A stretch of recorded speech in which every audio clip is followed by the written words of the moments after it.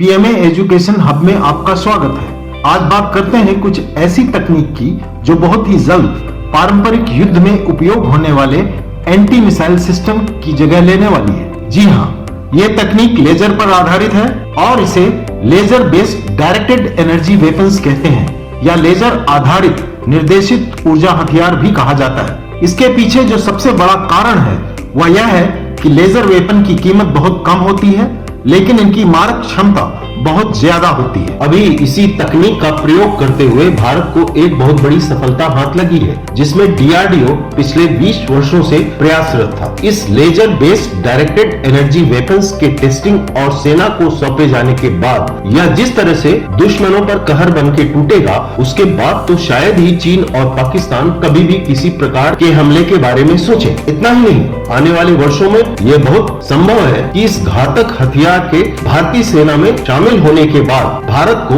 S-400 जैसी वायु रक्षा प्रणाली की जरूरत ही न पड़ेगी। लेकिन भारत के इस विनाशकारी हथियार के बारे में विस्तार से बताने से पहले लेजर के बारे में समझने का प्रयास करेंगे। चलिए आज इस वीडियो में इसी के बारे में विस्तार से समझने का प्रयास करते हैं। यह वीडियो बहुत ही इंटरेस्टिंग होने वाली है, इसलिए आप इस वीडियो में अंत तक बने रहें। इसमें सबसे पहले यह समझने का प्रयास करते हैं कि लेजर लाइट क्या होती है और यह साधारण प्रकाश से कैसे भिन्न है। लेजर लाइट के किन गुणों के कारण इसका महत्व विभिन्न क्षेत्रों में होता है और लेजर आधारित निर्देशित ऊर्जा हथियार यानी कि laser based directed energy weapons क्या होते हैं और कैसे काम करते हैं। साथ में भारत के डायरेक्टेड एनर्जी वेपन्स का क्या नाम है और यह किस स्टेज पर है। लेजर क्या है? Laser light amplification stimulated emission radiation एक ऐसा उपकरण है जो एटम या मॉलिक्यूल को खास वेवलेंथ पर प्रकाश बाहर निकालने के लिए उत्सर्जित करने के लिए उत्तेजित करता है और उस प्रकाश को बढ़ाता है और एक प्रकार की बहुत ही पतली रेडिएशन की किरण पैदा करता है। लेजर लाइट से उत्सर्जित प्रकाश में बहुत ही सीमित सीमा में विजिबल लाइट, इंफ्रारेड लाइट या अल्ट्रावायलेट लाइट की वेवलेंथ होती है। लेजर बहुत तीव्र प्रकाश की किरण उत्पन्न करता है। लेजर प्रकाश और सफेद प्रकाश स्रोतों जैसे कि प्रकाश बल्ब द्वारा उत्पन्न प्रकाश के बीच मुख्य अंतर यह है कि लेजर का प्रकाश मोनोक्रोमेटिक एक वर्णी, दिशात्मक यानी कि डायरेक्शनल और कंसिस्टेंट होता है। मोनोक्रोमेटिक का मतलब है कि लेजर द्वारा उत्पादित सभी प्रकाश एक ही वेवलेंथ के होते हैं। लेजर लाइट में मुख्यतः 4 बातें होती हैं जो इसे सामान्य प्रकाश से अलग करती है। पहला, इसमें केवल एक विशिष्ट वेवलेंथ होता है और इसलिए एक रंग होता है जिसे मोनोक्रोमेटिक कहते हैं। दूसरा, इसमें डायरेक्शनैलिटी होती है यानी कि एक खास दिशा में ट्रेवल करती है। तीसरा, लेजर प्रकाश में बहुत छोटा विचलन या डाइवर्जेंस होता है और चौथा, लेजर बीम बहुत ही संकीर्ण, कॉन्सेंट्रेटेड या केंद्रित होती है, इसलिए एक हाई इंटेंसिटी वाला सोर्स या उच्च तीव्रता वाला सोर्स इसे माना जाता है। हम हाई इंटेंसिटी की लेजर किरणें उन इलेक्ट्रोमैग्नेटिक वेव्स जो फेज में है और उनके सुपर इम्पोजिशन से बना सकते हैं। इन हाई डायरेक्शनल बीम को, जिन्हें हम लेजर बीम कहते हैं, इनको किसी भी अत्यंत तीव्र बिंदु पर केंद्रित किया जा सकता है जो साधारण प्रकाश से संभव नहीं है। लेजर भी एक महत्वपूर्ण रिसर्च टूल बन गया है और इसने कई क्षेत्रों में अपना एप्लीकेशन पाया है, जैसे अंतरिक्ष से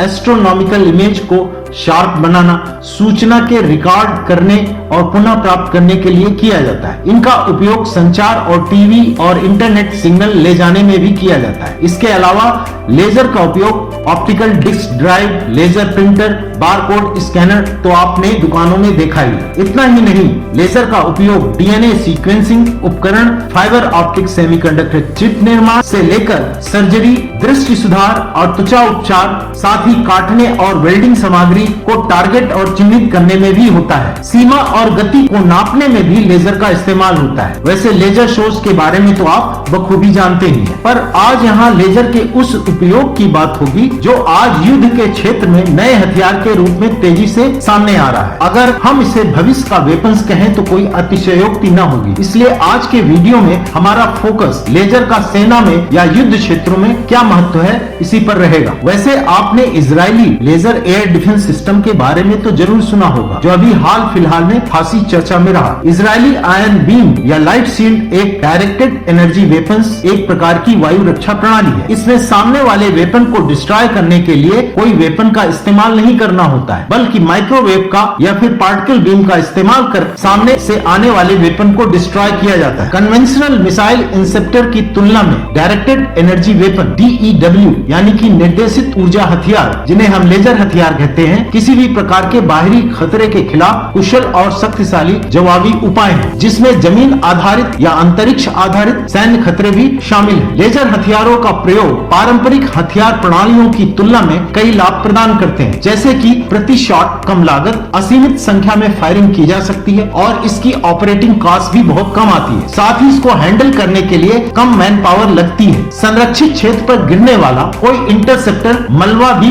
नहीं होता है। लेजर बेस्ड डिफेंस सिस्टम का महत्व अब बढ़ता ही जा रहा है और दुनिया के कई देश इस तकनीक को उन्नत बनाने में लगे हैं, खासकर इंटर कॉन्टिनेंटल बैलिस्टिक मिसाइल यानी ICBM को नष्ट करने के लिए। भारत भी इनमें पीछे नहीं है। अब यहाँ बड़ा सवाल यह है कि यह लेजर वेपन कैसे किसी टारगेट जैसे मिसाइल, ड्रोन या एयरक्राफ्ट को नष्ट करने में सक्षम होते हैं। इसका सीधा सा उत्तर यह है कि उच्च ऊर्जा वाले लेजर वेपन लाइट पार्टिकल्स यानी प्रकाश कणों को एक किरण में एम्पलीफाई करके केंद्रित करते हैं। फिर जिस टारगेट पर इनको पॉइंट आउट किया जाता है उसे यह गर्म करके हानि पहुंचा देता है या फिर नष्ट कर देता है। यह ठीक वैसा है जैसा कि कॉन्वेक्स लेंस की मदद से उस पर पड़ने वाली सूर्य की किरणों को कागज पर एक बिंदु पर एकत्रित करके उसे जलाया जा सकता है। जब युद्ध के मैदान में यदि लक्ष्य सैनिक को जलाना है तो मीडियम एनर्जी लेजर का उपयोग किया जा सकता है। हालांकि मीडियम एनर्जी लेजर का उपयोग ऑप्टो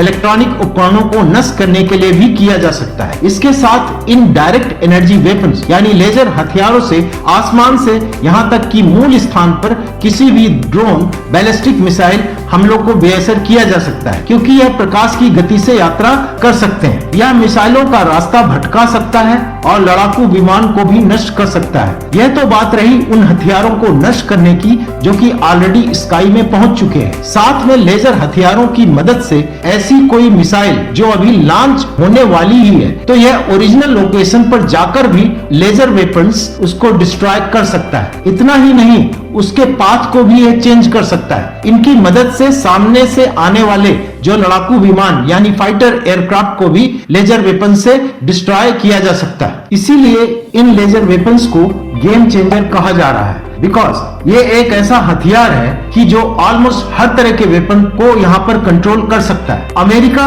और इजराइल इस तरह के वेपन्स पर काम कर ही रहे हैं। उदाहरण के तौर पर इजराइल की Rafael advance defence system limited द्वारा बनाई गई 100 किलोवाट की आयरन बीम अपने परीक्षण के दौर से गुजर रही है और उसकी रेंज 10 किलोमीटर तक बढ़ा दी गई है। वहीं दूसरी ओर अमेरिकी सेना ने पहले से ही ऐसे डायरेक्ट एनर्जी वेपन्स को ड्रोन रक्षा प्रणाली की भूमिका में तैनात किया है, जो ड्रोन के कुछ हिस्सों को नष्ट करने के लिए लेजर बीम का उपयोग करता है, जो बड़ी और छोटी शक्तियों के सैन्य शस्त्रागार का एक अभिन्न अंग बन रहे हैं। अमेरिकी कंपनी लॉकहीड मार्टिन द्वारा विकसित 300 किलोवाट लेजर पहले से ही उपयोग में है और अमेरिकी सेना के लिए लड़ाकू लेजर सिस्टम के विकास के दौरान प्राप्त कुछ ऑप्टिकल तकनीकी सफलताओं का लाभ उठाकर इसे 500 किलोवाट तक बढ़ाया जा रहा है। लेजर हथियार एंटी मिसाइल, एंटी ड्रोन या एंटी एयरक्राफ्ट युद्ध का भविष्य बनने जा रहे हैं। भारतीय सामरिक मंडल को इस गेम चेंजर स्वदेशी लेजर हथियारों का बेसब्री से इंतजार है, जो किसी भी हवाई खतरे से सफलतापूर्वक निपट सकता है। लेजर हथियार में रूस की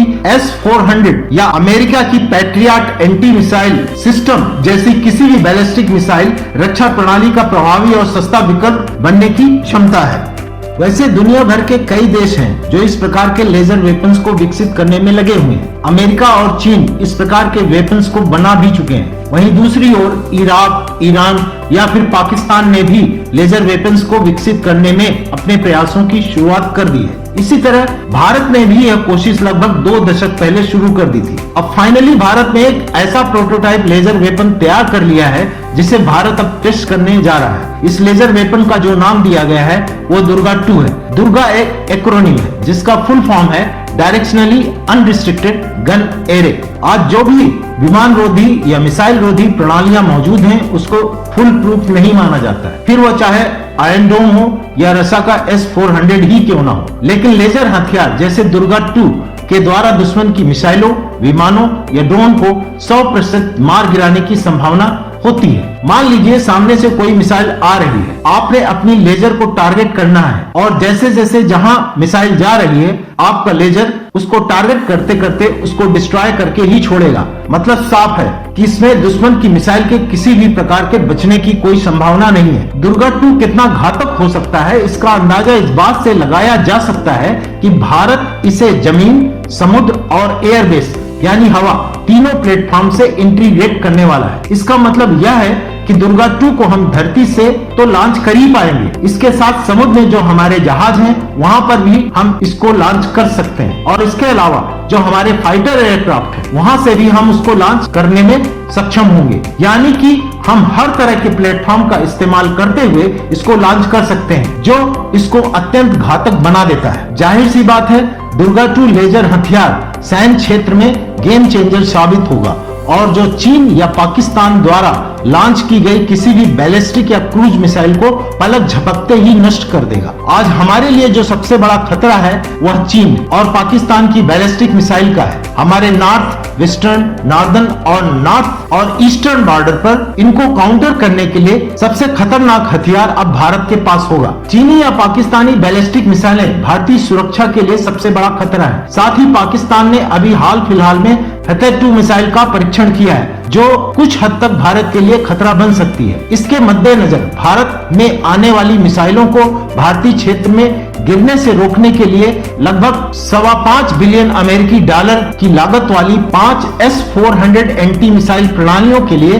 रूस के साथ अनुबंध किया है। यह एंटी मिसाइल सिस्टम जो है वो एग्जैक्टली वैसे ही काम करता है जैसे कि इजराइल का आयरन डोम काम करता है। यहाँ एक बात और बताते चलें कि S-400 से निकलने वाली जो मिसाइलें हैं इनमें खर्चा बहुत आता है। हर एक मिसाइल को यहाँ पर लॉन्च करने के लिए और उसके बाद उसको डिप्लॉय करने में जो खर्च आता है वही अपने आप में बहुत ज्यादा है। इसके बावजूद S-400 भारतीय महानगरों पर निशाना साधकर दुश्मन देश द्वारा दागी गई प्रत्येक मिसाइल के विनाश की गारंटी नहीं दे सकता। वैसे चीनी या पाकिस्तानी बैलिस्टिक मिसाइलें भारतीय सुरक्षा के लिए सबसे बड़ा खतरा है। इसीलिए कहा जाता है कि अगर एक बार भारत ने अपने लेजर वेपन को प्रॉपरली ऑपरेशनलाइज कर लिया और प्रॉपरली डिप्लॉय कर लिया तो इसके बाद हमें रूस से आने वाले S-400 मिसाइल सिस्टम की आवश्यकता पड़ेगी ही नहीं। इतना ही नहीं, यह भारत का एक घातक लेजर हथियार दुश्मन के नागरिक या सैन्य रडार और इलेक्ट्रॉनिक युद्ध प्रणालियों को भी नष्ट कर सकता है जो दुश्मन के सभी मिसाइल प्रतिष्ठानों को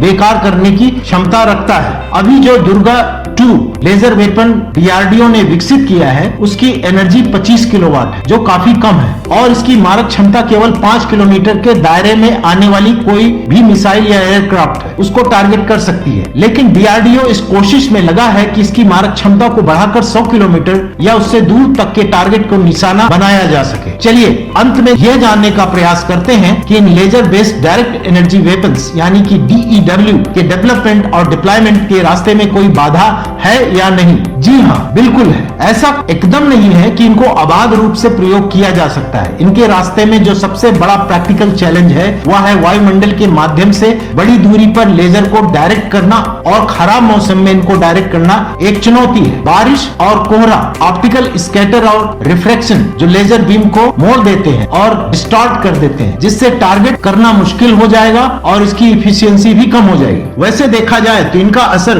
बहुत शक्तिशाली लेजर पर उतना नहीं होगा लेकिन यह इनकी इफेक्टिव रेंज को गंभीर रूप से कम कर देगा। वैसे जिस तरह की research in laser based direct energy weapons पर हो रही है उससे तो यही लगता है कि वैज्ञानिक आने वाले दिनों में इन बाधाओं से भी पार पा लेंगे। दुर्गा 2 के भारतीय सेना में शामिल होने के बाद देश की रक्षा प्रणाली में जबरदस्त इजाफा होगा और भविष्य में शायद हमें S-400 मिसाइल डिफेंस सिस्टम की जरूरत ही न पड़े। आशा करता हूं कि आपको ये वीडियो पसंद आया होगा। इसी तरह की जानकारी के लिए इस चैनल को लाइक करें, सब्सक्राइब करें और ज्यादा से ज्यादा लोगों में शेयर करें। साथ में बेल आइकन को दबाना ना भूलें ताकि आने वाली वीडियो के बारे में आपको समय पर जानकारी मिलती रहे। धन्यवाद। जय भारत, वंदे मातरम।